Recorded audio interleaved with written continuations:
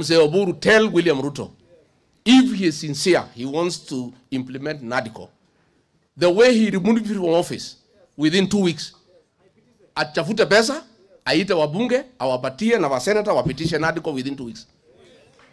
It will not happen. It's a lie. The 10-point agenda, full implementation of NADCO report, it will not happen. Inclusivity in governance, wapi. Project and strengthen devolution, hakuna. Economic investing in the youth, wapi.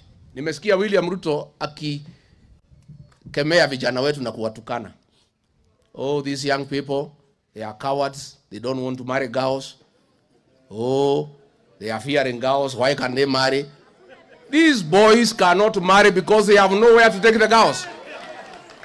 How do our young people marry a girl and he has no salary, he has no job, he has no home to take the girl? I think our young people are very responsible for saying, I cannot take somebody's daughter to nowhere. How do you marry a young girl and you have no food to feed the young girl? So William Ruto, kama unataka hawa vijana wetu waoe, wapatie kazi. Tengeneza uchumi. Hii vijana wako tayari kuoa, lakini unataka waoi wasichana wapeleke wapi? I think our young people are very responsible. How do you take somebody's daughter and you have no salary? Huna hata cubicle ile 10 by 10 ya kumpeleka. Huna pesa ya kumunulia nguo. Mkipata mtoto huna pesa. SHA is not working. Leader mama ilikufa. So William Ruto, stop abusing our young people and laughing at them. You are the reason why they are not marrying. Wewe ndio umezuia hivi vijana wetu kuoa. Umewanyanyasa, wengine umeua, wengine umesema wapigwe risasi kwa mguu. Sasa ukiwapiga risasi kwa mguu wataoa namna gani? Eh? Hii Kasongo ni bure. Eh?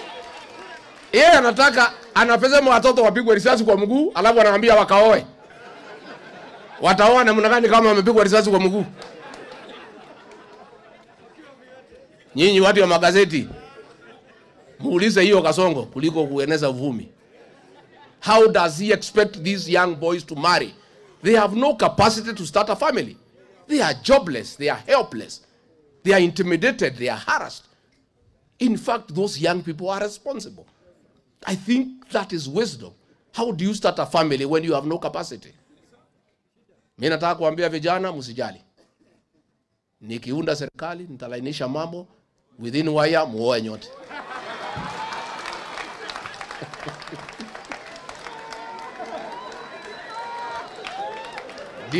DCP oye.